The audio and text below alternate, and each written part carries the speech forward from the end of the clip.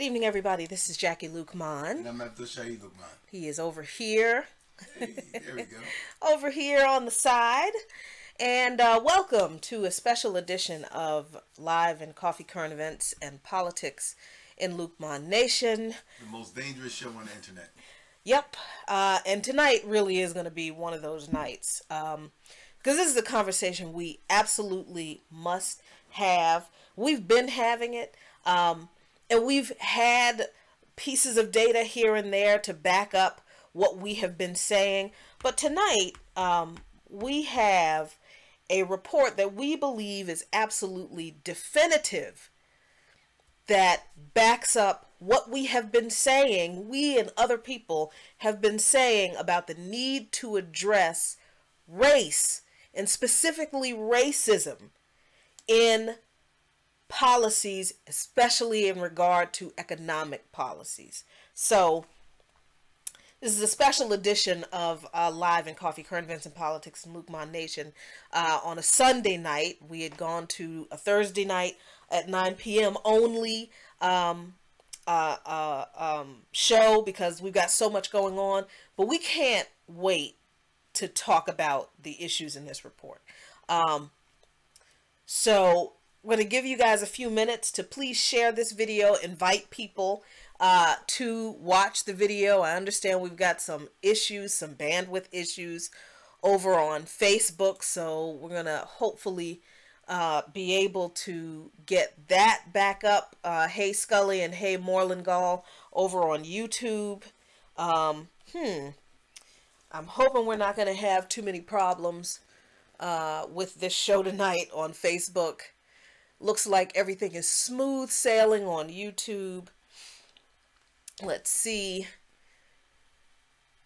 It's a little glitchy. I apologize for that. Let me close a couple of tabs and see if we can improve the bandwidth a little bit. Hopefully, I hope.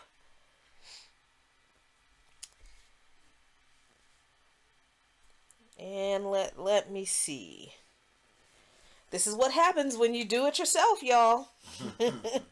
This is what happens. Let me know if you've got good volume. Let me know over there on Facebook if you guys are having problems. Looks like we've got some buffering going on. So, hey, you guys on Facebook, hop on over to YouTube. If you have a problem with the streaming on Facebook. I don't know what the problem is with Facebook, but YouTube we seem to be pretty smooth. So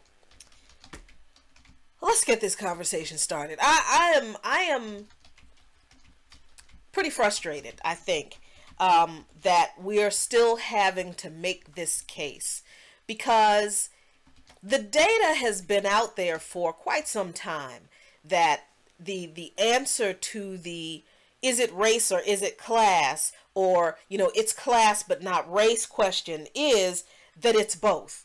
But it's especially race when it comes to black people, because while class is definitely a factor in politics, it is also true that race has been made a factor in politics to discriminate against and disenfranchise black people and other people of color specifically. Aside from disenfranchising poor white people, the disenfranchisement of black people and people of color is a separate, special thing in politics in this country. That's always been the case. So it's interesting that we are at a point where we are examining progressive policies again, and people are still asking this question or declaring it's class, not race. And it's because they don't want to deal with the racial issue.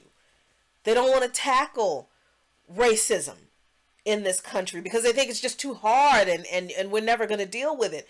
And you can't end racism. And we believe that's true. But we believe the point of addressing racial disparities in politics, especially economic policies, is not to end racism, because you can't legislate morality, right? You can't change the way people think with laws. What you can do is address the way people treat other people and make it difficult for people to get away with discriminating against certain people. Basically, you got to make racists afraid again by making them afraid to perpetuate racism against other groups of people. What do you think, hon? Well, first of all, I don't even know if I should be able to talk because I'm part of the group that lost, you know. That's a private joke. We get into that. But yeah, we constantly on our show we talk about the racial wealth gap and why that we can't ignore it, and how all of the solutions that's been given to us by people who advocate entrepreneurship, financial planning, all of these myths that we're going to dispel today, why none of those things will work to close the wealth gap, the racial wealth gap that we have. And we have some prominent people that that advocate for those type of things. You know, people like Dr. Boyce Watkins, Dr. Claude Anderson, and Tariq Nasheed, and others who believe that somehow we, on an individual basis, can close this wealth gap without any government interference, without any government policies, without government ensuring that the economic economic and social playground is leveled. The fact that all of this is based on this supposed belief of meritocracy, and we understand, and there's the report that we're going to go into, that none of those things that individually, that our own individual efforts will not be sufficient enough to close this wealth gap. Right. So let's just get right into this. Let me share my screen here so I can show you what we're talking about. That's you. Let's see. We are so thankful for the authors of this report. What we get wrong about closing the racial wealth gap. This report was released a few days ago, last week, and the authors of the report are William Darity Jr., Derek Hamilton, Mark Paul, Alan Aja, Ann Price, Antonio Moore, and Katerina Chiopris. They are representing the Samuel DuBois Cook Center on Social Equity, the Insight Center for Community Economic Development.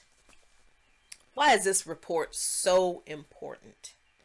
Because if you remember a few weeks ago at Bernie Sanders' Economic Town Hall, we're going to get back to that report in just a minute. If you remember a few weeks ago at Bernie Sanders' Economic Town Hall, he had this panel of people that were talking about, you know, the economic wealth gap and economic inequality in regard to class. And there was two people on that panel who talked about income inequality in regard to race.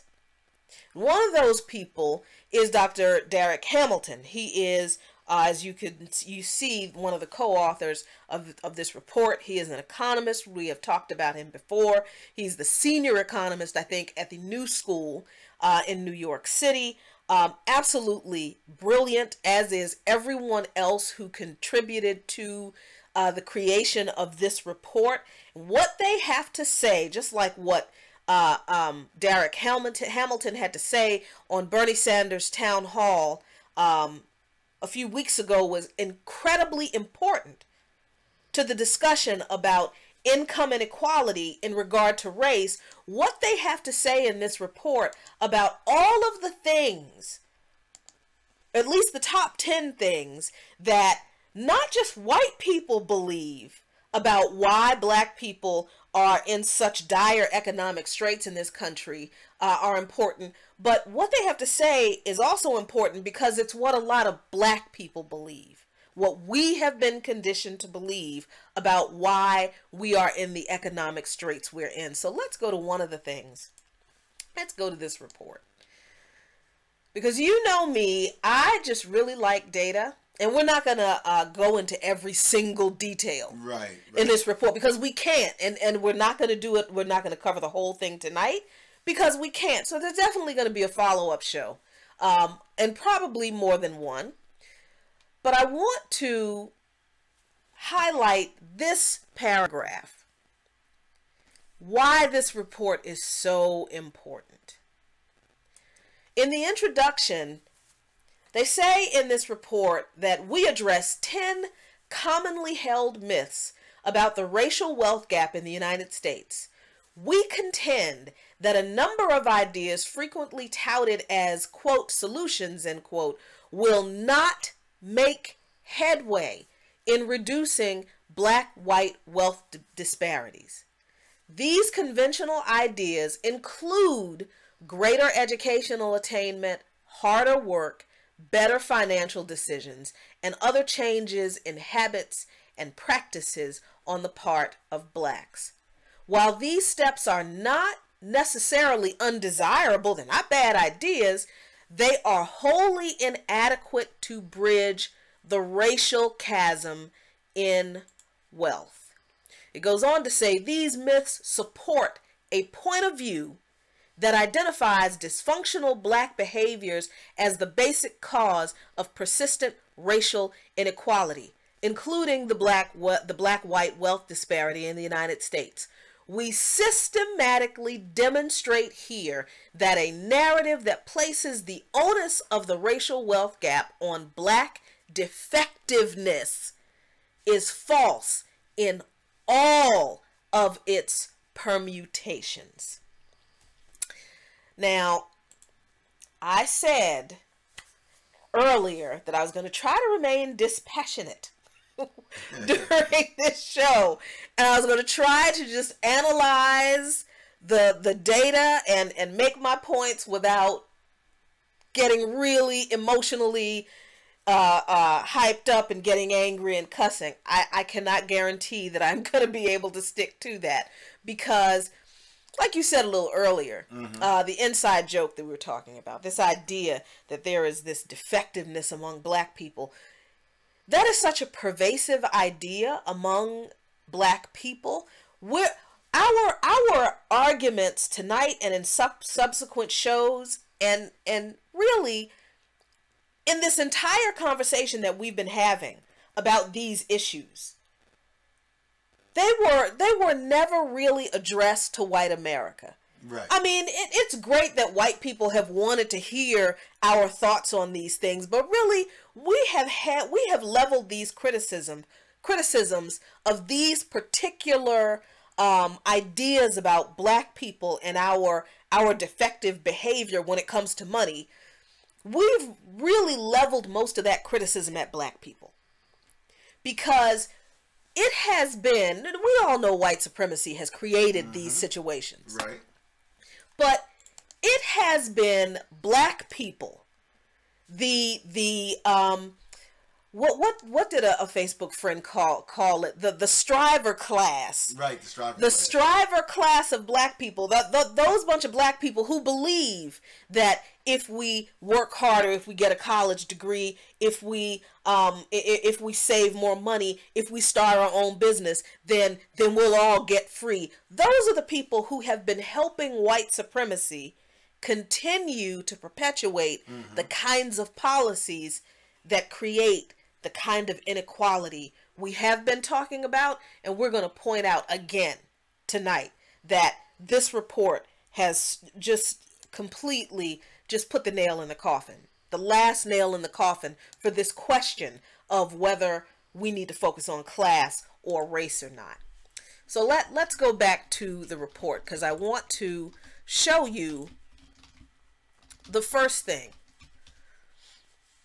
Uh-oh, let me get my cursor right.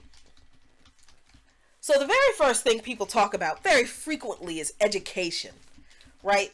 The idea that black people are poor because we don't, not only do we have sufficient education, but we don't value education. Remember, you all, Oprah Winfrey explaining why she opened her school for girls in Africa? She said that it was because black children in America basically don't value education. That's what she said. Yep. And that African children value education more, and you can see it in the way they aren't focused on Jordans and computers and cell phones. They just want to learn. That's I'm paraphrasing, but that's basically what she said. That's right. This idea that if we all just get a college education, that we will improve our lot economically is the very first myth addressed in this report. Mm-hmm.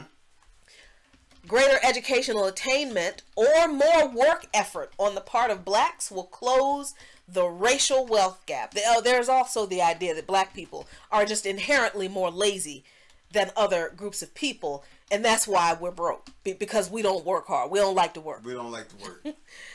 So this report says a common sense hypothesis ascribes disparities in wealth mainly to differences in the level of education, because it seems to make sense on its face, right? Mm-hmm. You would think, okay, well, that makes sense. If you didn't graduate high school, then of course you're not going to make a whole lot of money, right? That makes sense.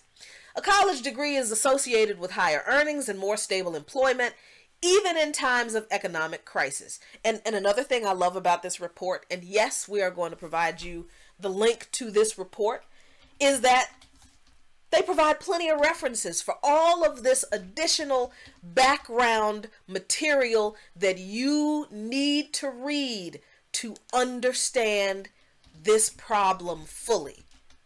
There's your homework. All right, let's go on. Families with college-educated heads appear to accumulate more wealth than families with heads with lower levels of education over a lifetime. Therefore, higher education often has been touted as, quote-unquote, the great equalizer, as a mechanism to reduce the wealth gap between whites and blacks. According to this logic, we would expect blacks and whites with similar levels of education to display comparable levels of wealth. We talk about this on this show all the time. Mm-hmm. Figure number 1 summarizes our findings when we compare wealth levels for heads of households with the same educational attainment across racial groups, both for blacks and whites. Median household wealth increases as heads obtain higher levels of education. However, it is apparent that for blacks, getting a college or graduate degree is far from sufficient to close the wealth gap. Why is that? At every level of educational attainment, black families' median wealth is substantially lower than their white counterparts. Look at this in blue italics, ladies and gentlemen. Let me blow that up some more so you can see it clearly. White households with a bachelor's degree or postgraduate education, such as a PhD, MD, and JD, are more than 3 times as wealthy as black households with the same degree attainment. Wow. I'm not going to, oh, no, I do need to read this. Moreover, on average, a black household with a college-educated head, a black household with a college-educated head has less wealth than a white family whose head did not even obtain a diploma. Wow. And you know me, I love charts. Because the answer is in the data. Because you can argue with us all day long about it's class, not race, but you cannot argue with the data. You can, if you want to, but Basically, you're arguing against truth. Yeah, but if you want to argue with the data, then you better bring your own data and to refute this data. And you can't, and you cannot. There's no data. There's no data. However you pronounce the singular and the plural, I can never remember. There are no numbers that refute this truth. None at all. Let's start at the bottom. Median household net worth by race and education. Of people who have less than high school, they didn't even graduate. White median household net worth is at $83,000. I'm rounding up. Black median net worth is at $3,000. Didn't even graduate high school. Wow. And this is not to say, because I know that someone, because I'm sharing my screen, I can't look on YouTube right now, but I know that someone is saying, but, not all white people are rich. This is not saying that all white people are rich. We haven't gotten that person yet. No, we haven't? No, okay, we haven't gotten that person yet. I want to stop that person from commenting. That's what we're not saying that all white people have $83,000. We're not saying that you're, we're not even saying that your average white person has $83,000. This is the net worth, the median household net worth of white people who didn't even graduate college as a group. Yeah, we're not talking about Uncle Frank that lives in Appalachia. No, and eat squirrel sandwiches every day because he has nothing. We're not talking about your Uncle Frank. Right. We're talking about as a group of those who graduated high school. We told the story before of how when, 30 years ago, when we graduated high school, you could get a decent paying job. Yeah, with a high school diploma. Yeah, I took care of my children, you did. Yeah. You did at 22. You had two jobs, but you took care of a household. Yep. And your wife at the time didn't work. Didn't work. Nope. I was the sole provider. You were the sole provider, and I had a minimum I had a minimum wage job at Tower Records and then Tower Video, and I was able to afford my own 1-bedroom apartment, just barely, and a cat, just barely, but I was able to support myself 30 years ago on a high school diploma. I'm an anomaly, though, and I always recognized I was an anomaly because of where I live in Washington, D.C., and the employment, the economy here is very different than everywhere else in the country, just about. Right. But even today, among people who just have a high school diploma, median household net worth of white people, $119,000. How do you 6 figures on a high school diploma? Median household net worth. Black people, $7,000. But that you will have the entrepreneurial advocates will say that, oh, well, yeah, that looks bad, but if you only had your own business, then you can overcome that. Like the person that we saw today, Facebook friend of yours, who claimed that, that all we had to do as individuals is to get into business, and with that business, we are able to overcome these type of obstacles that you're talking about now, not really paying attention to to the systemic racist part of it. Right. And let's be clear, the thing that everybody is missing when we talk about this type of stuff is the study that came out that says that in order for black people to close the racial wealth gap, it would take us 228 years. Almost as long as we were enslaved. And that's because it's rooted in slavery. And that's just the slavery part. We're not even talking about the 90 years of Jim Crow after enslavement, and then the nearly 100 years of segregation and legal public disenfranchisement. And we're also not talking about even when government started, even when government under Roosevelt created programs like Social Security and Medicare and stuff like that.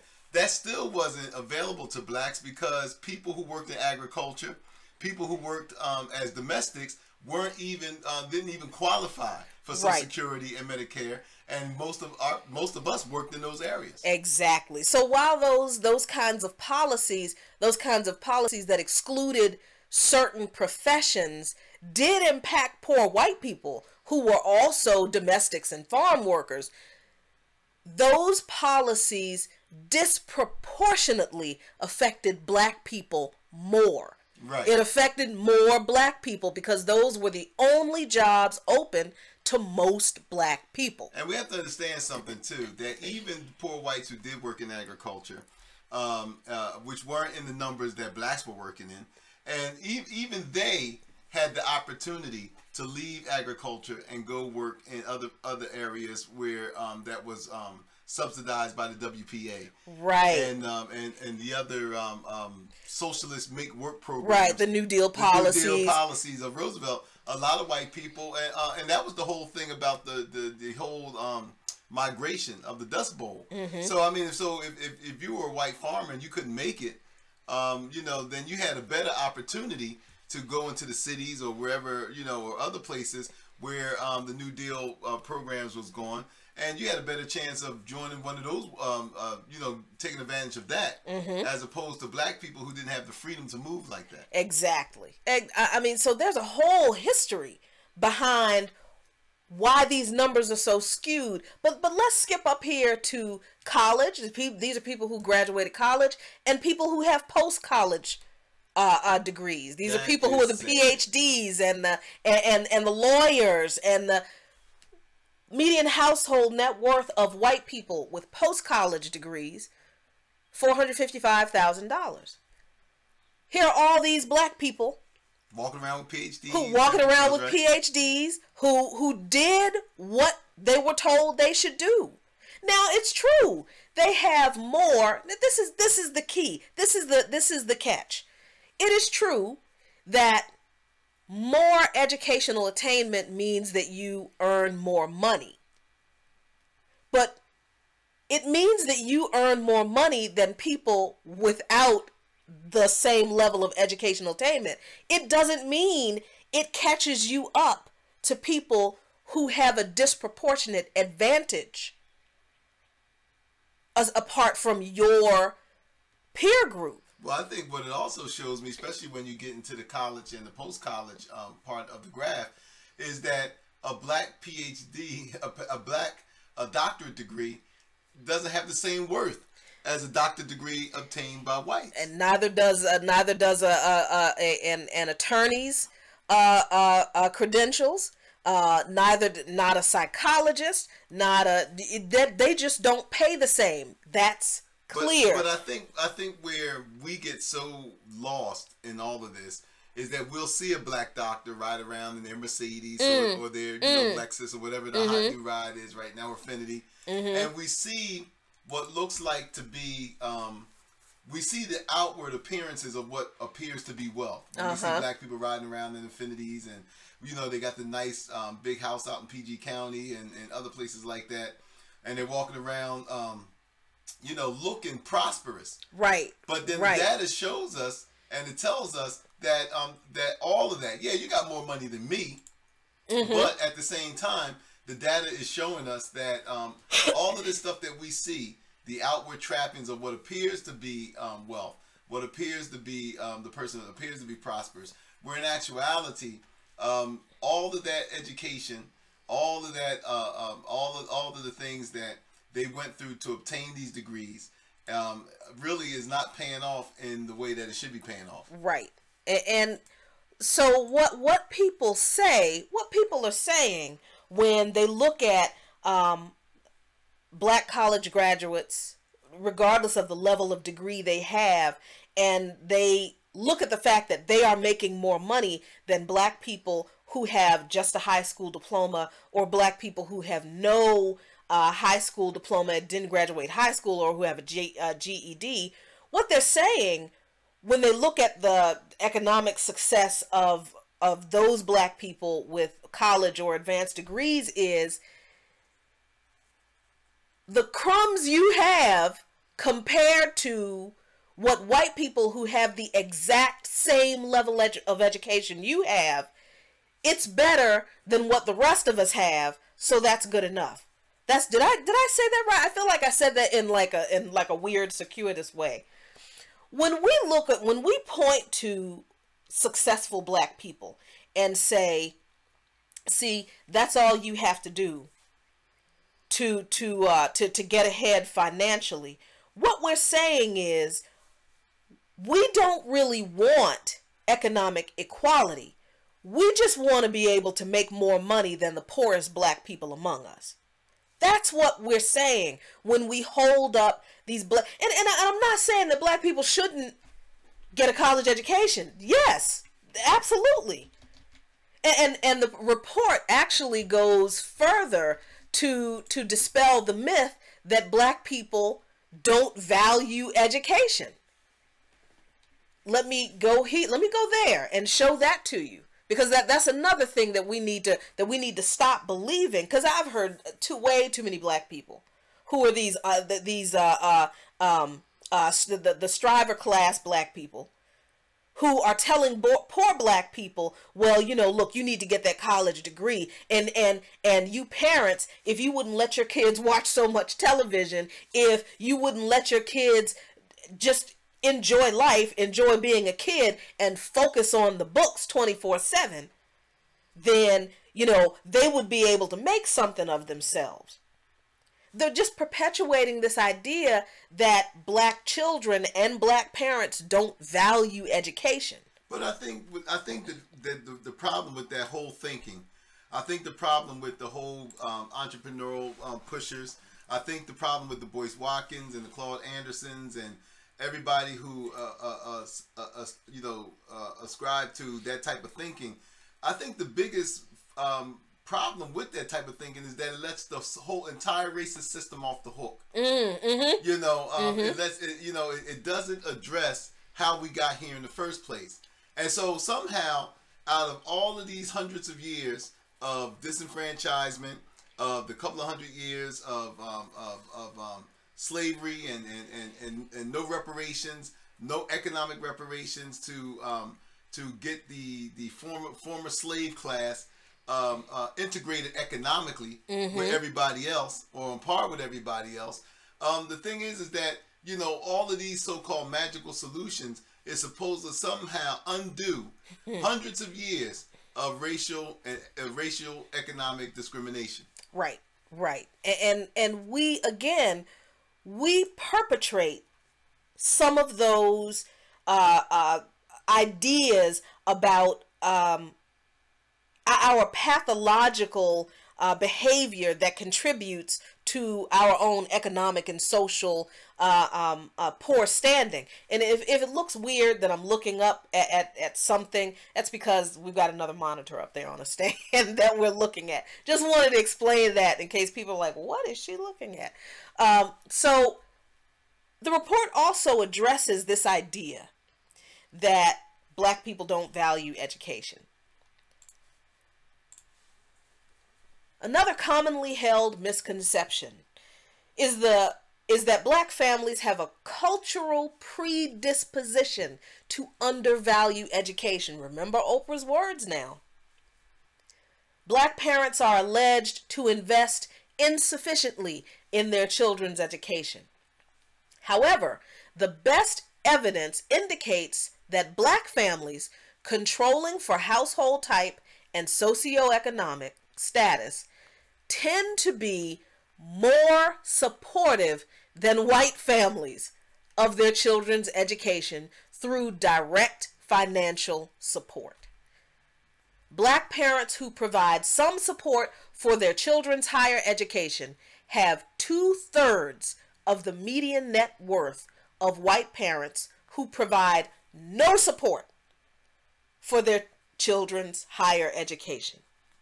For given levels of household income, parental education, educational attainment, and/or parental occupational status, black youth also get more years of schooling and acquire more credentials than white youth whose parents have similar status. While education does not appear to be the great equalizer, it could be argued alternatively that hard work can close the wealth gap. We'll talk about that in a minute. But look, this idea that black parents don't push their children to get their education, we've always known that that has been just a blatant lie. Just from the way we've grown up.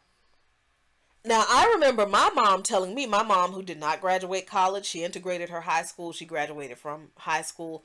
I remember my mom telling me, look, I don't have any requirements on you on what it is you should do with your life, but I do want you to be better than me. Now, she couldn't tell me what that meant, other than she did not want me to have to struggle the way she did. And for a while, that did mean me going to college, but I hated college. Actually, it was boring. So I told my mom, okay, look, stop wasting your money. I'm going to get a job, and that's how I ended up at Tower Records.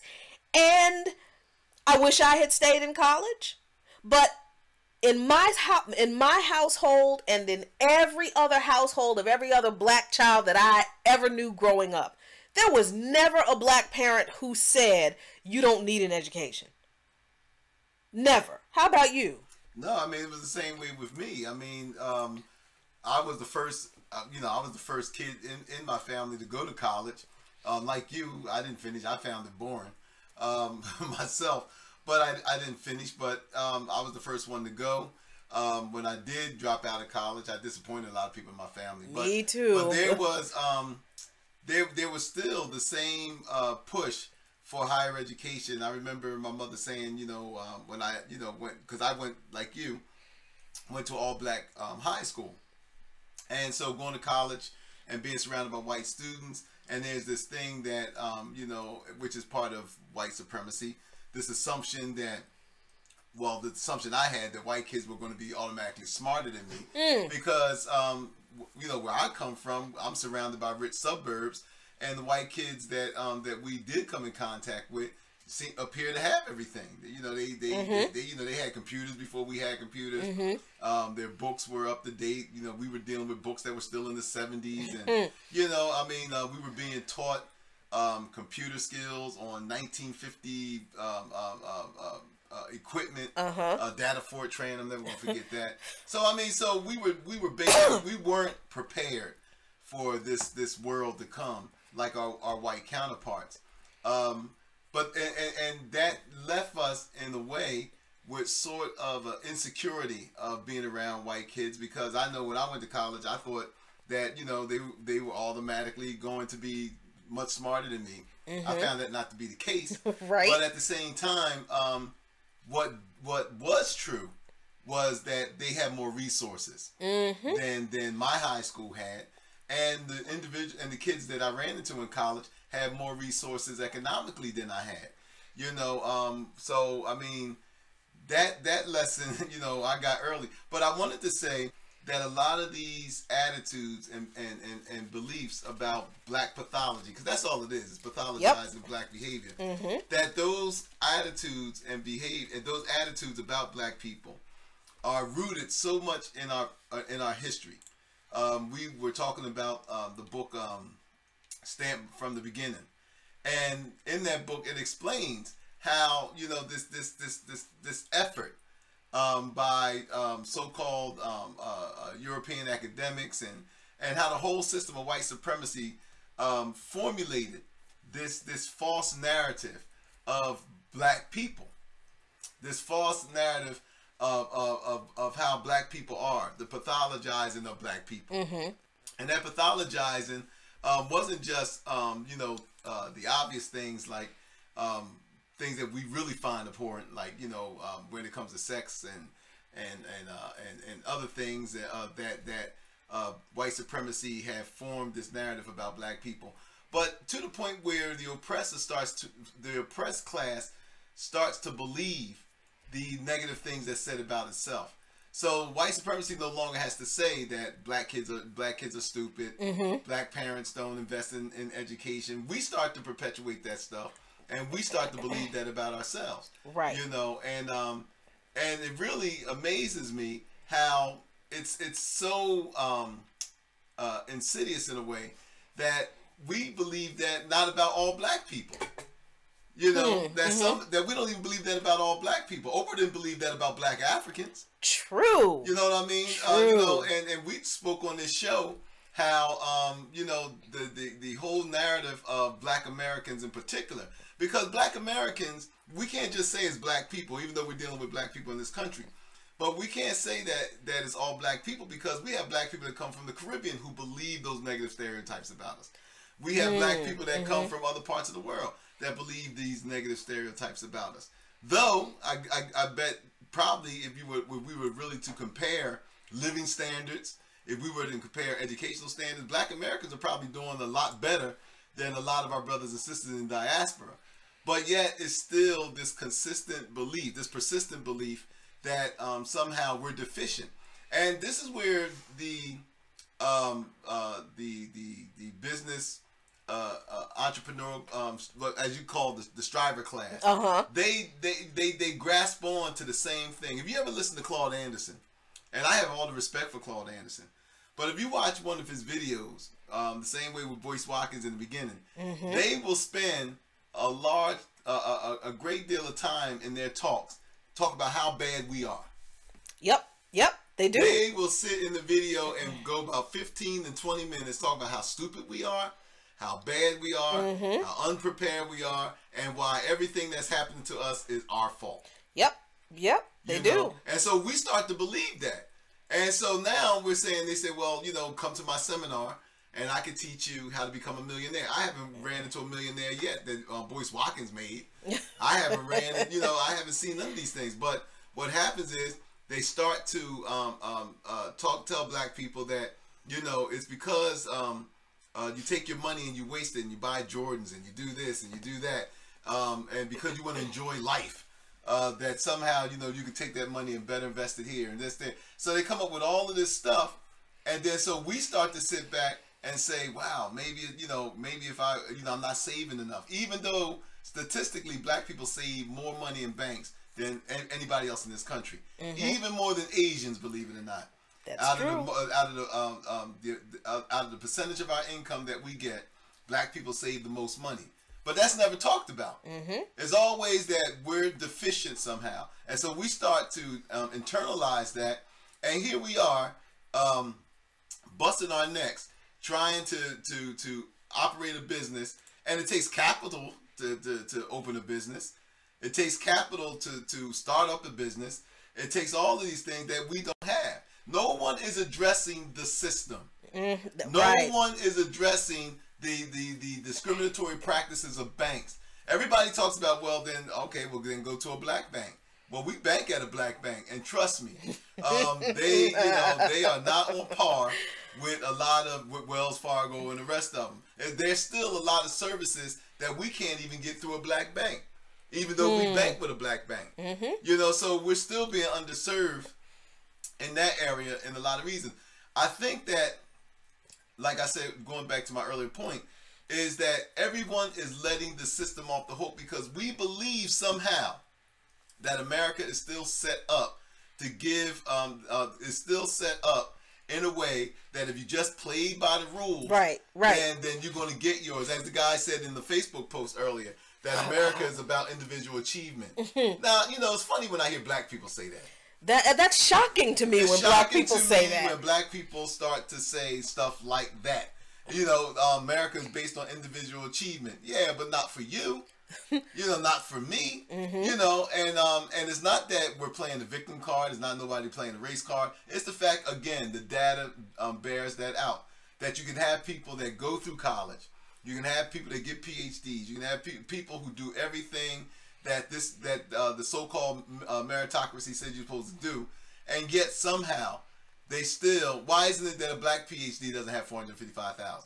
Right. You know, the median net household worth. Right. Exactly. So what I'm saying is the fact that in order for us to deal with this situation, and another thing that we do also is that we always look at those at the exceptions amongst us.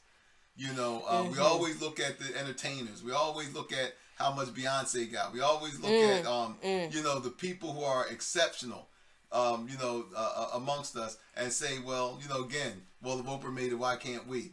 If you know, P. Diddy can ride around, and why can't we?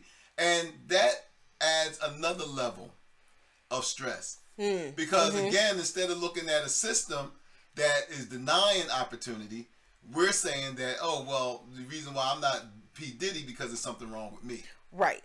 Never mind that the truth is, these people that we look up to, these black achievers, these black high achievers, and the exceptional people, like you said, they're the ones who were really selected by the very system that perpetuates this inequality against us, to present this message of, well, if you're not working hard, getting that degree, if you are doing anything wrong, if you're not saving your money right, if you're not living like Jay-Z said you should live, then there's something wrong with you. That's why those people, they're used by the system to perpetuate the system's misinformation about black people, and we eat that stuff up. I wanted to address really quickly, because I got to get back to Beyonce. We have to talk about Beyonce before the show is over tonight. I told you we're not going to get to everything in this report tonight. This is going to be an ongoing conversation, but I feel like we can't gloss over these issues, because they're literally at this point a matter of life and death for black people.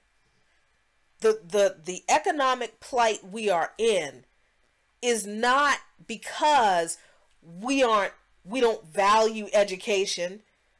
I mean, even for both of us, even though we didn't finish college, both of us still pursued all kinds of certifications for all kinds of different things. And we still recognize that, especially in my case, because of where I work and because of the work I do, I'm the exception to the rule. I'm the anomaly, because my salary is pretty high. But we know people. We know black people who have college degrees, advanced degrees, who work in places like New Orleans and work in other parts of the country, who are making $20,000 to $50,000 less than I am by myself. But we also know white people who are making six figures with the same level of education. This is not a race card kind of thing. This isn't like you said, this isn't a we're playing the victim card kind of thing. This report points out that this is systemic and it's intentional. And I'm going to tell you another thing which bothers me every time we have these type of discussions is, you know, it never garners the type of urgency amongst black people. It definitely doesn't garner the type of emergency attention that I think that that black people and white who call themselves progressives should be paying attention to. Because the reason why I say that is, how can we talk about a just and equitable society when we have such inequities? Right. You know, what I'm saying is the fact it doesn't make any difference and if we're talking about getting allies from the black community to vote for your candidate, if we're talking about getting black people to care about the environment and all of these little pet projects that progressives love to talk about so much, it doesn't make sense to try to you know, get black folks to get on the bandwagon with those type of issues, and we're not paying the proper attention to this wealth equality. Right. Because what I'm saying is, people don't have time to talk about saving trees if they're trying to survive every day on trying to make ends meet. Right. You know, people don't have time to talk about all of the other pet issues that progressives and love to talk about so much if we're not addressing this. Right. Because until we address the wealth gap, until we address this issue, then what's going to happen is that it's going to be a further cost. And if you want to look at it as an economic cost, like a lot of people like to do, like a lot of our conservative friends want to do all the time. Well, the economic cost is that it's going to keep costing the country money if we don't address this issue, because we're going to pay one way or another. That's right. You know, so, and I say that because every time we talk about the racial wealth gap, it's not a sexy topic. It's not a sexy subject. Right. And so what happens is that it doesn't garner a lot of interest. But when you got 40 to 50 million people in this country, where this is impacting their lives to that point, then I mean, how can we galvanize around any candidate? How we could expect any political change and get the type of numbers that we need unless we start putting this thing on the table, unless we start putting this in a platform where we have to address this. The only way that this could be addressed is through politics. That's right. You know, and we have to even ask ourselves a very personal question. And is the fact is, are we really concerned about this? You know, are we really concerned? Are we okay with the status quo? There's a question. Now, are we okay with the status quo? I can't help but think about those women on Fox News when they were talking about the young man that was accepted at 20 colleges and everything. They said that he was obnoxious. Right. Now, you might think this is not connected to what we're talking about, but it's directly connected to what we're talking about, because there is a lot of people, especially a lot of white people, who like it the way it is. That's right. And not all of them are Tea Partiers. Not all of them are conservatives. Not all of them are riding around with the Confederate flag. There are a lot of white people that like the status quo the way it is. You know, they'll cry a tear with us. They'll say, "Oh, that's sad." They'll pat us on the head and all this other kind of stuff. But where is the true? Where is the coalition? Where is the unity to help us say, look, we need to address this issue, because what's going to happen is, and again, people have done the work already. I mean, you know, if this is not addressed, then you're talking about, look, we already gotten poorer than we were even since Obama. Exactly. We have already gotten poorer since the war on poverty. Right. We've gotten poorer. We haven't gained any ground. So, I mean, so if we're not gaining any ground, that means we're losing. And so how far are we going to lose before the whole country collapses? Because what's happening is, you're not going to be able to have 40, 50 million people in this country who have no wealth, no wealth, no economic opportunity, or very little economic opportunity, and not think the country won't suffer. That's right. It's not going to happen. And I think what you said about the fact that people have already done the work. We've already done this work. What we hear so much, what we have heard so much over the past couple of years, especially from people in the online progressive community since the whole Bernie Sanders emergence in the primaries in 2016 or 2015, what I've heard from so many white people is, how are we going to fix this? And explain this to me. I actually had someone say to me one time, "No, you have to explain this to me with crayon. Take out the crayons and the construction paper and explain it to me."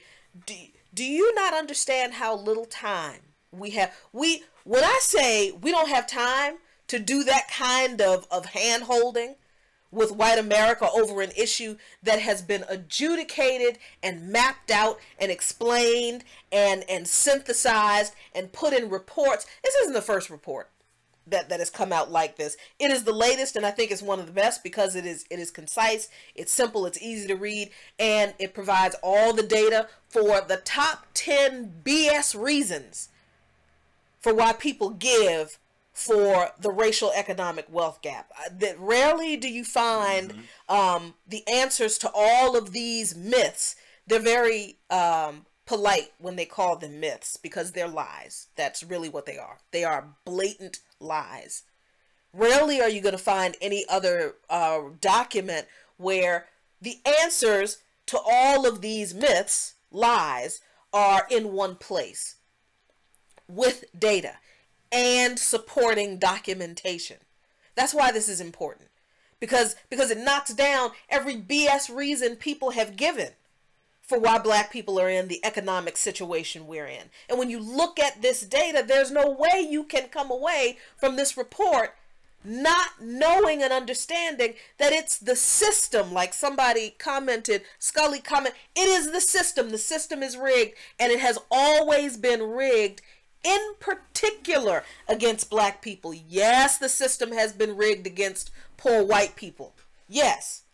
But the system has used an additional level of contempt and disenfranchisement and oppression for black people to make poor white people think they've got it better, that they've got a little extra something.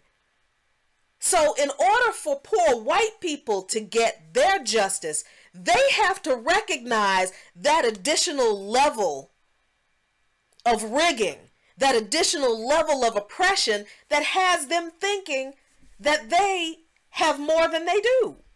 Because the system literally throws a few extra crumbs at poor white people to shut them up about how little they have compared to the, what is it now, 8% of the population that owns 80%, I think it's like 2% really, of the American population that owns 80% of the wealth in this country. There's no way white people who call themselves progressives can continue to ignore the issue of race in the income and wealth inequality question. I keep saying I'm going to go to this last part in this report for tonight. And this is the answer to the fact that if black people worked harder. Now I know where this idea of lazy black people comes from. It came from slavery. It did. Because I don't get how you can force a people to work for free for 2.5 centuries. They build your economy, they build your country, and then you turn around and call them lazy because they were legally released from that system of enslavement, and then they're like, well, you can't make me plow your fields now. Right. That's not even legal. All of a sudden we're lazy. We're not free. We don't have our own agency. We're lazy. That's where that idea of lazy black people came from. Well, it also was used to justify their brutality. Exactly. Because you have to whip us to make us work. I mean, when you don't want to look at yourself. You don't want to look at your own inhumanity. You don't want to look at the brutality that you're committing among other human beings. So the best way to justify the brutality is to say that they're making me do it. Right. So I mean, that's the classic. That's the classic excuse that all abusers use. That's you made me beat you. Exactly. Whether it's spousal abuse or we're talking about King Leopold who killed 10 million people. These abusive people believe they do what they do, or at least they say they do what they do, because I didn't have any choice. They made me do it. They didn't give me any choice. I couldn't have accomplished what I accomplished any other way. And that's only to keep from, exactly like you said, Abdus, to keep from looking at their own abusive, oppressive behavior. But this is something that I wanted to really read that I think kind of like hits it at home a little bit.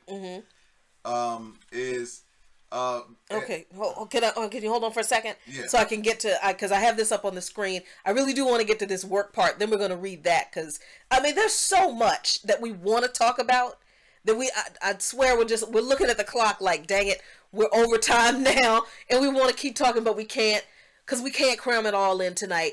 But bear with us just a few more minutes from this report. While education does not appear to be the great equalizer, it could be argued alternatively that hard work can close the wealth gap. We've heard that. Since blacks face a higher unemployment rate than whites at every level of education.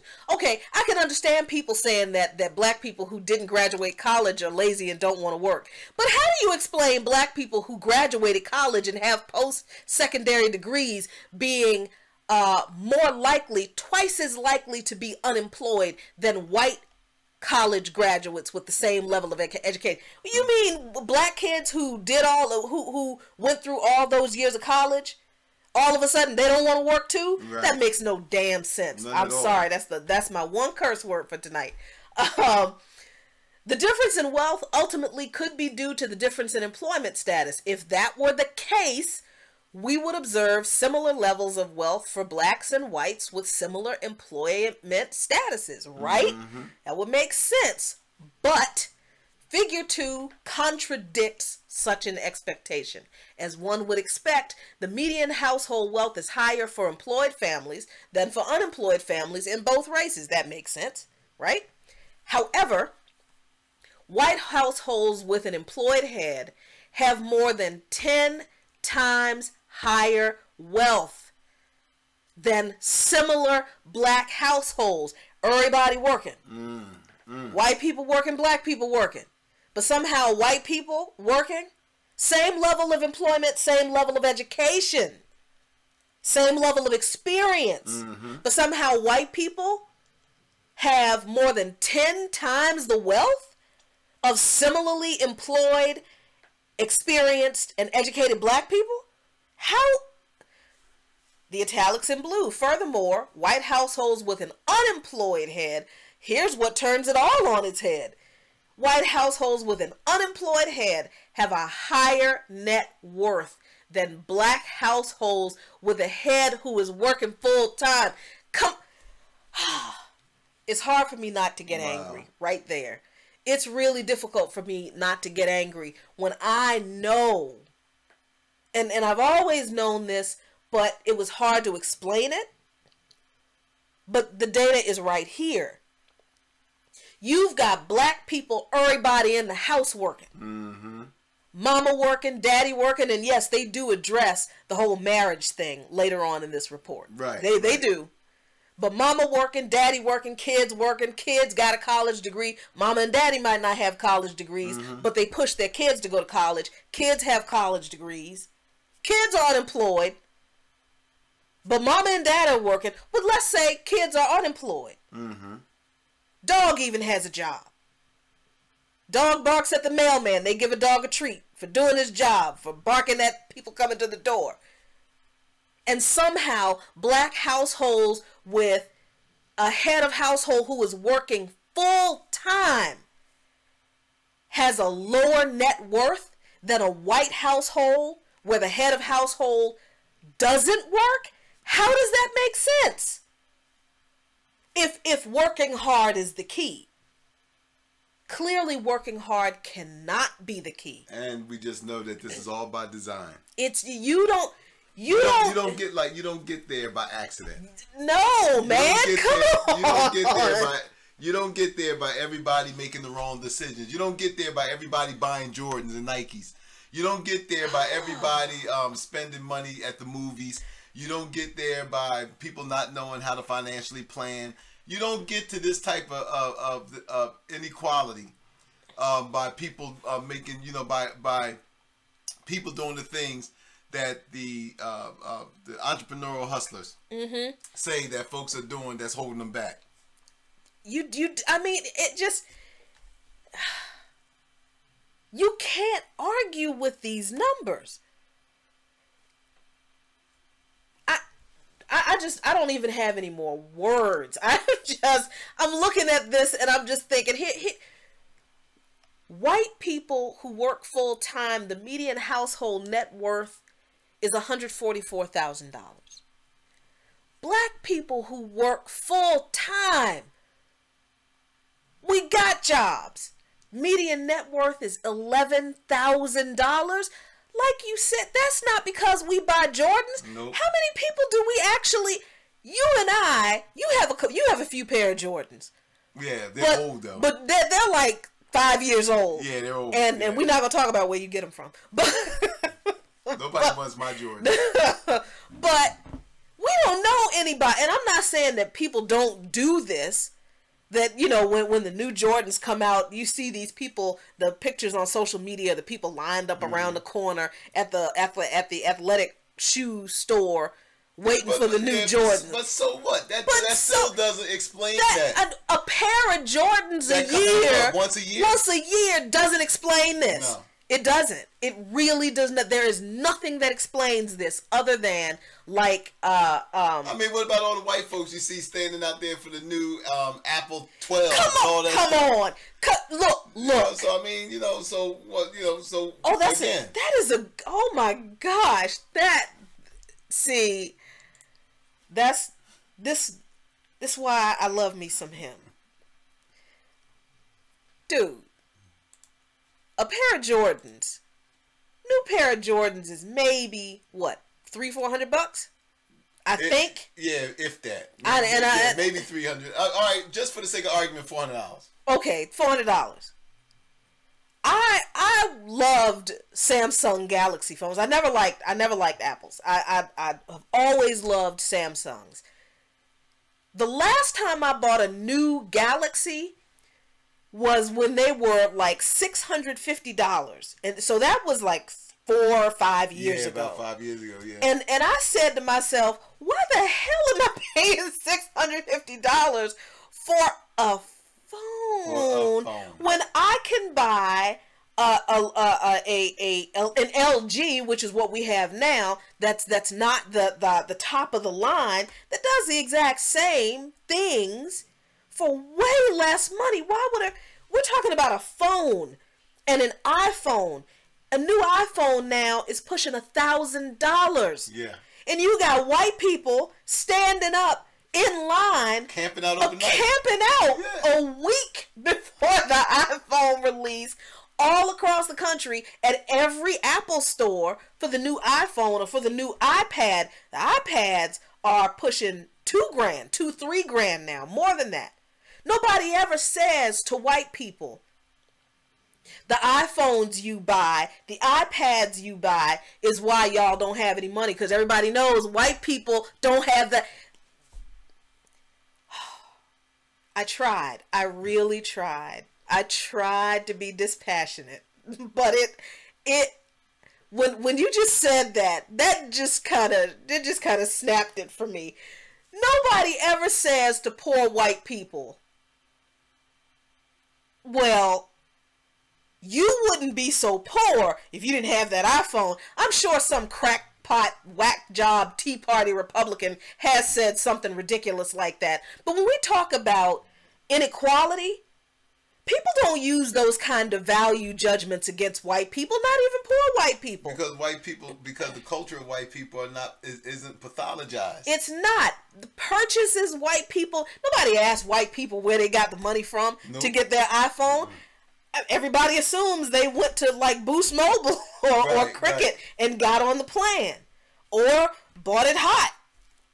Come on, don't act like you don't. Don't act like you haven't done it.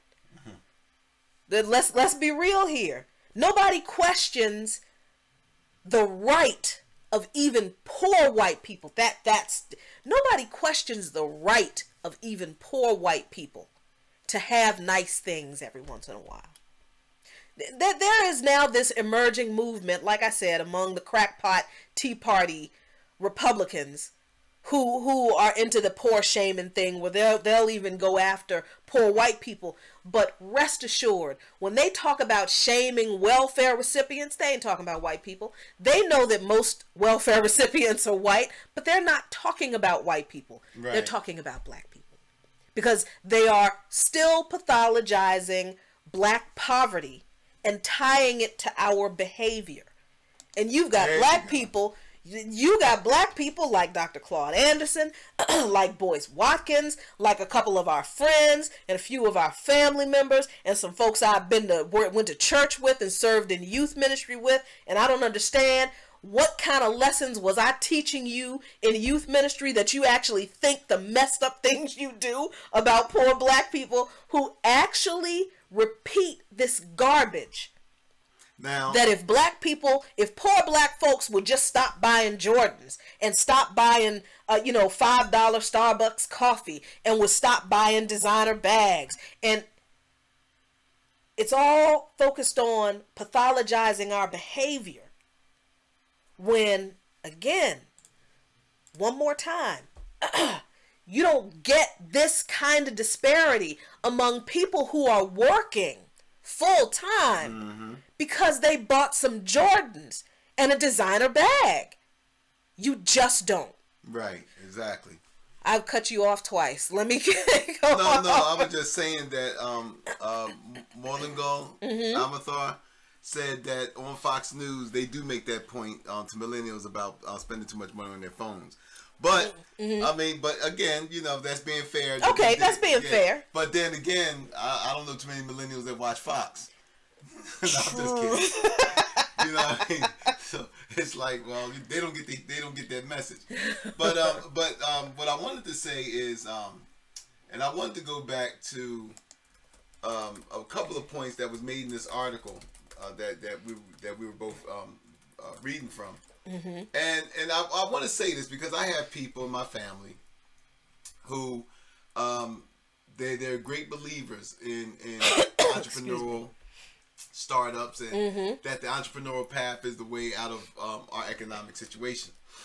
Now here it says, and I'm reading this from Euroweb, Electronic Urban Report, which is based off the report that we're doing now. They're actually covering it too. Okay, let me go over there because I got that up too. So this is one of the things, and I think that this is something that should hit home with us, just to show you the gravity of the problem. Okay. It says, black businesses and banks cannot thrive on a separate and unequal playing field. Even if we accept the estimated $1.2 trillion total of black buying power, an oft-repeated figure of murky origins is valid, and it's not valid, it is still only 60% of the value of J.P. Morgan's total assets. And so-called common sense solutions like financial literacy programs. I don't know how many churches me and you went to where it was all these financial literacy programs going on. Like financial literacy programs, while beneficial in some ways, don't address the actual causes of the racial wealth gap. In fact, they imply that poor decision making or lack of financial knowledge is at fault for the ever-increasing gap, and not larger systemic decisions and policies like redlining and predatory lending. Meager economic circumstances, not poor decision-making or deficient knowledge, constrain choices and leave asset-poor borrowers with little to no other option but to use predatory, abusive alternative financial services. That is the reason why you come to any hood and you will see payday lending. That's right. You will see car loan, title lending. And it's true of the Latino community and the Native American community too. That's why all of these places set up shop in our community. The study also observes that in the case of Asian Americans, because see, we've been shamed like that too. Right. Well, why don't you just act more like the Asians? I mean, look at how the Asians do. Right. Well, the study also observes that in the case of Asian Americans who are often pitted against other racial groups as the model minorities, the role that institutions played in supporting their businesses is underemphasized. Using Korean American entrepreneurs as an example, the report outlines how discrimination against black business owners by default help Korean entrepreneurs in many U.S. cities where they share the same communities with black people. Let me tell you one story if you guys don't know this already. Let's take the beauty hair care industry. Let's. Now, the Koreans have a monopoly on the beauty supply hair care industry. And it has been known, and you can research this on your own, that when black people, they have such a monopoly on it that they actually shut other people out. It is hard for black people, and anybody else for that matter, but black people to even get in to the beauty supply hair care business because the Koreans have that on lockdown. When I was a kid growing up in Camden, New Jersey, a teenager, and we had a lot of Korean businesses in Camden, one of the things that I found out from a Korean business friend of mine said that the Korean Business Association in Camden funded each other. They funded other Koreans who wanted to go into business. That's something that wasn't available to black people. Right. So they would work with banks, and we seen this happen some years back up in Harlem when banks were letting Korean businesses know what properties was going to become available before they even let black business owners know about it. Wow. So that gave Korean business owners the first opportunity to get those properties. The same thing was happening in Camden, New Jersey, where Koreans had a business fund, and they were basically setting each other up in business. Uh-huh. You know, so you know, all of this stuff about people need people. Let's put let's make that plain. And so all of this thing that, you know, this whole myth that everybody struggled and by the sweat of their brow and they did this and they did that and they were able to make it in America, like in most places, you make it because you had help. Right. That's how it goes. You make it because you had help. Mm-hmm. One of the study's authors, Antonio Moore, a Los Angeles-based attorney and producer, penned an article for Fortune magazine that highlighted the importance of pushing out these sort of reports. He said that the imagination required to move toward closing the racial wealth gap in America requires a daring that moves us beyond mythology. Real national programs, not myths, will move us toward answers for closing the gap in wealth between the races. I just had to put that out there because everybody keeps saying, and black people in particular, oh, we spend $1.2 trillion in this country, which is not, look, we ain't got that kind of money. That's $1.2 trillion. And here it is, that's not even 60% of JP Morgan total asset. That's the reason why JP Morgan, Wells Fargo, and all them, when they get hit with discriminatory lawsuits and stuff, that's why they can easily go in their pocket and pay the fine.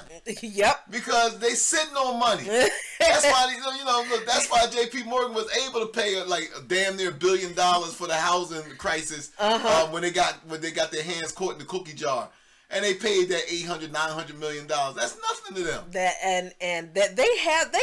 I'm convinced they have like a rainy day fund that and it's probably like a lawsuit fund, like the sexual harassment fund that the members of Congress had to use to pay for sexual harassment allegations and lawsuits toward members of Congress. I am convinced that these major corporations, especially financial corporations, have like a lawsuit fund.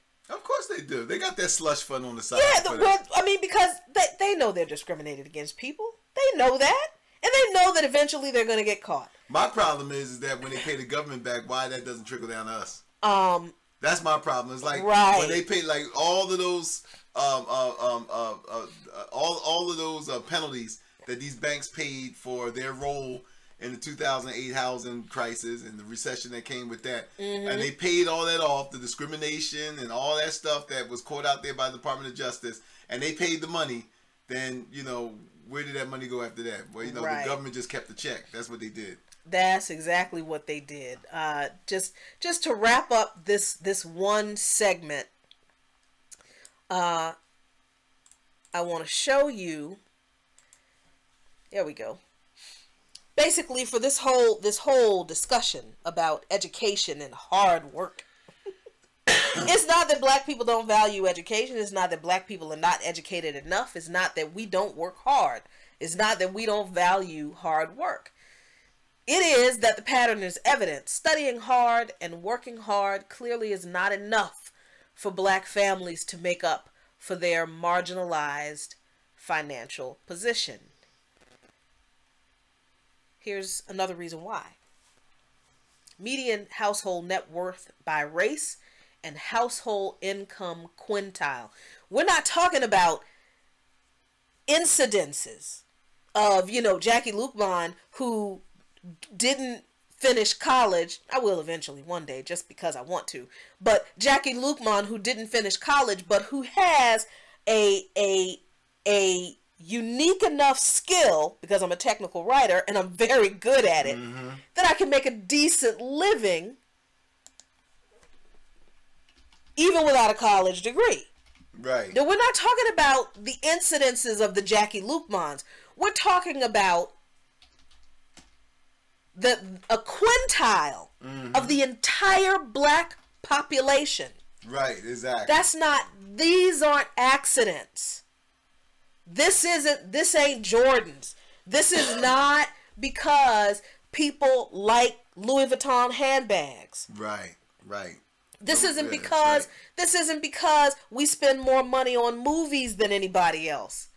This is because the system is designed to keep equal opportunity for wealth, attainment, and creation from black people. Mm-hmm. That is how you get here.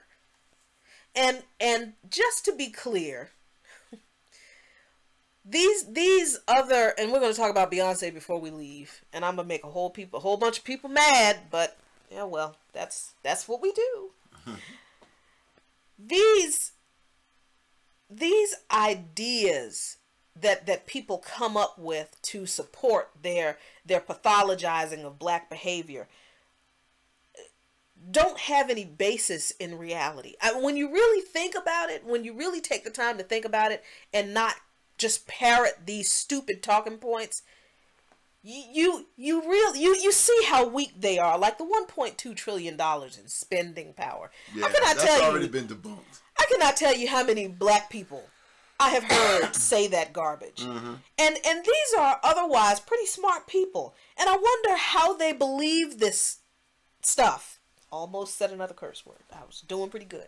And I wonder how they believe this when most black people I know, most black people we all know, live around black people who are damn near broke. And most of the black people we live around are living paycheck to paycheck if they're not broke.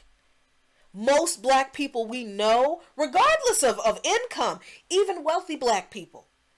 Do you know that even in most areas in this country where wealthy black people live, very few of those wealthy black people live around white people? You know why? You know why? Because white people don't want to live around black people. They don't care how much money you have. Yep, and it's also a legacy of redlining. That is also a legacy of redlining, which still happens today. So you have black people with money, with high incomes, with high credit scores, who are still being steered to predominantly black neighborhoods. They can't leave the reservation, is what she's saying. You can't leave the reservation, even with your PhD and your Lexus. And you could buy maybe afford a bigger house, mm-hmm. but you're still on the reservation.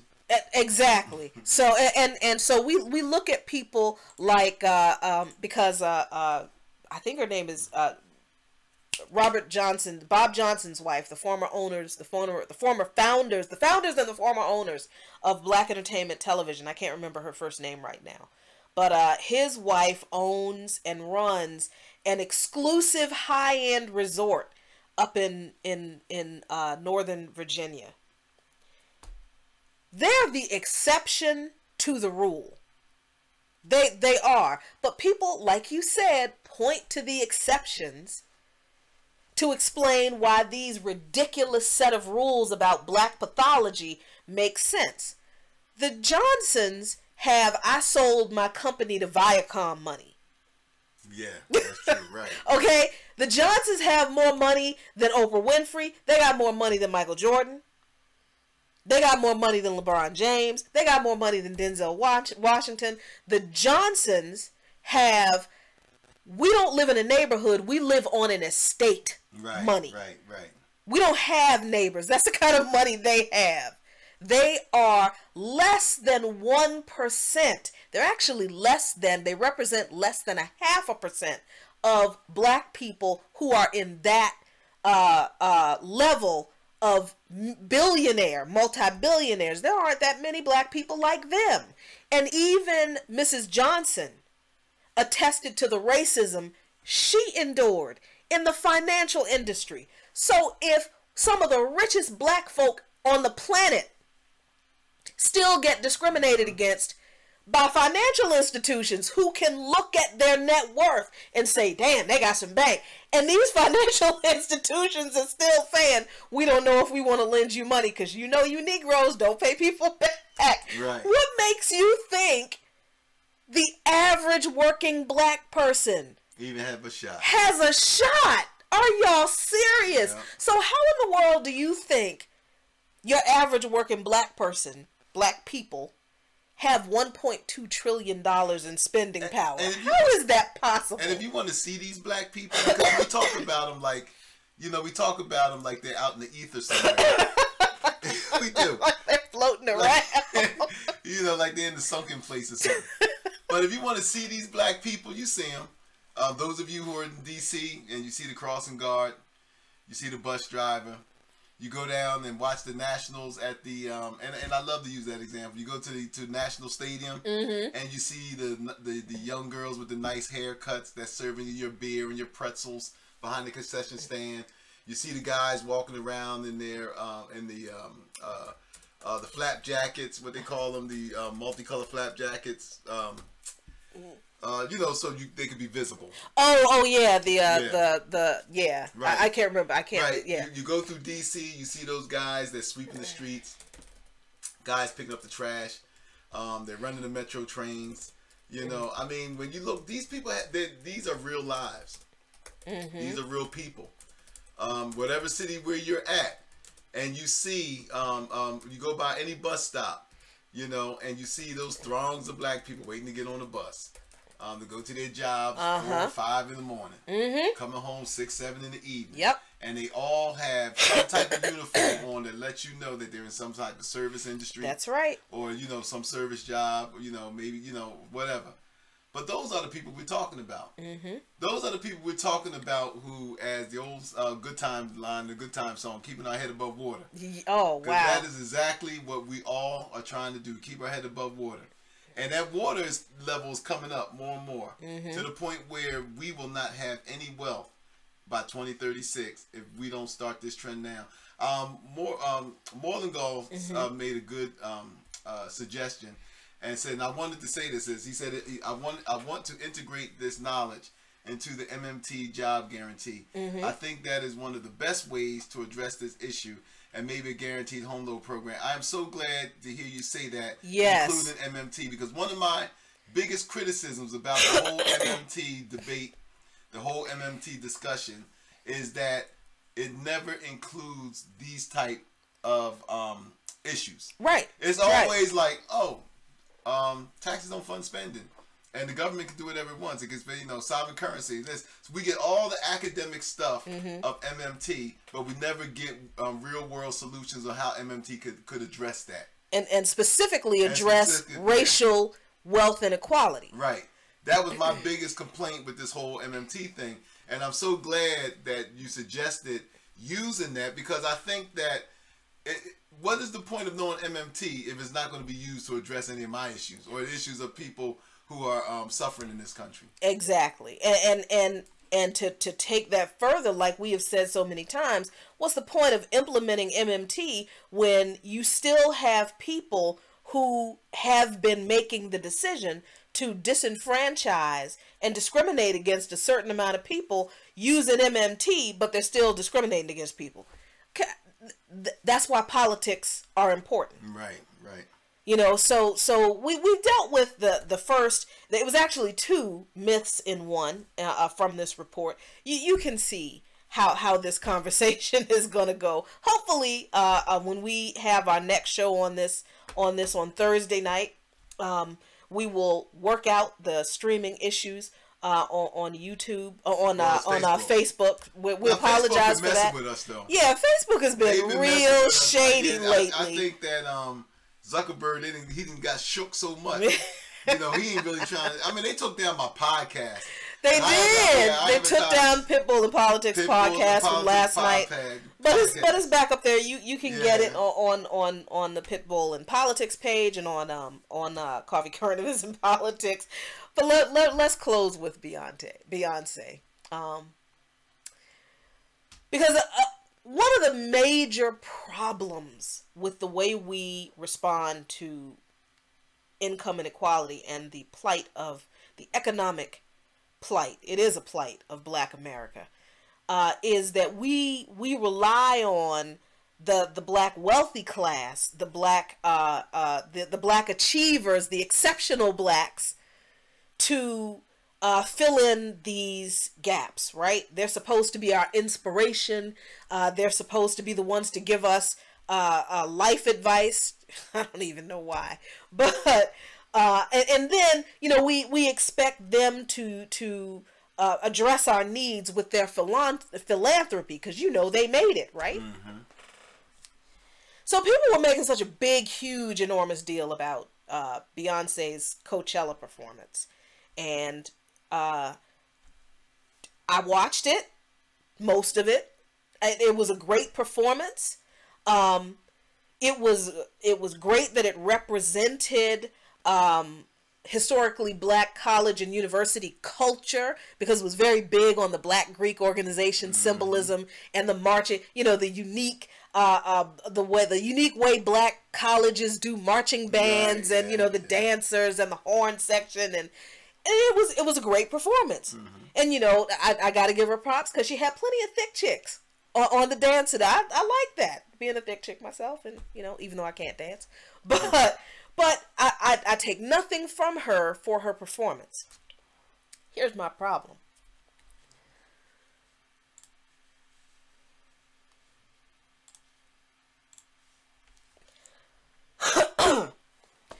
People are celebrating, black people are celebrating celebrities like Beyonce, who, while I understand she may not have, I think her name is Beverly Johnson, money. She got more money than this. Yeah. And I understand, like you said earlier, hon, that it is not Beyonce's responsibility, right? She doesn't have to donate anything to anybody. She doesn't have to fund the revolution. She doesn't have to fund the revolution. So my criticism isn't even of Beyonce, really. Right. My criticism is of black people who celebrated having crumbs thrown at them by Beyonce. Wow. This is how unaware politically, and how unaware of the dire straits we are in economically in this country, that we will look at something as paltry as this. Now, this is in context to a personal anecdote that I actually do have. And I don't... So, my uncle graduated Virginia State University. I can't remember the year, but my family is poor. My family's always been poor. I remember my mom going to the thrift store and buying pants for him that she knew were too short. My mom was a seamstress also, so she would let the pants out. And when she would visit him, when we would go home to Jarrett, Virginia, she would give him clothes. I mean, my grandparents had no money, even though my grandfather served in the military. Right. Served in the Philippines, but his kids didn't get the benefit of any benefit from him serving in the military. We talked about that before. But my uncle, from a poor family, graduated Virginia State University, spent an extra year in college, participating in the cooperative education program, got a job with a major auto manufacturer. I'm trying not to slip up and call his name and give too many details.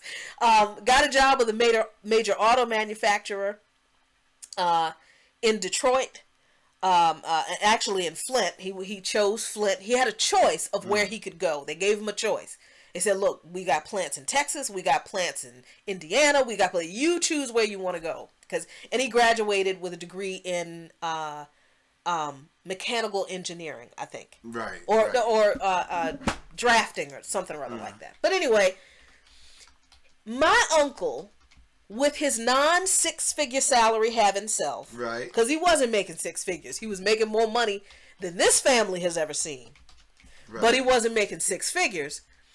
Let me switch this camera over so you don't have to look at Beyonce while I finish telling you this story. He wasn't making six figures, but he was making more money than anybody in my family had ever seen at the time. And he decided, all on his own, that he would pay the tuition of one college student at Virginia State University, as long as they kept their grades up, who was in the mechanical engineering program like him that he graduated from. And he did that for a while. I don't know how long he did it for, and I understand that tuition was a lot less expensive then than it is now, but I know that he did it for several years. And my uncle was also a member of I almost said it, major black fraternity. So he was able to help some college students out that way on his own. not a rich dude at all. Worked for an auto manufacturing company as an engineer. Mm-hmm. Not rich. If my uncle, just regular Joe, could pay the tuition for a college kid for a few years by himself, please explain to me why I'm supposed to be excited about Beyonce donating $100,000 to 4 historically black colleges. Why am I supposed to be excited about that?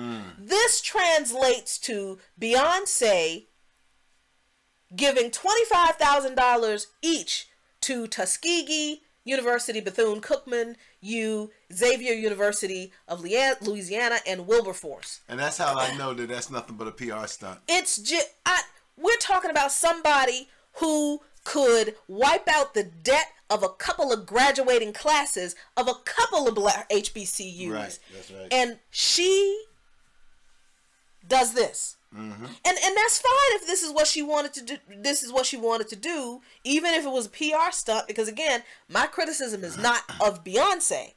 My criticism is of the black people who are celebrating. Who's not demanding more.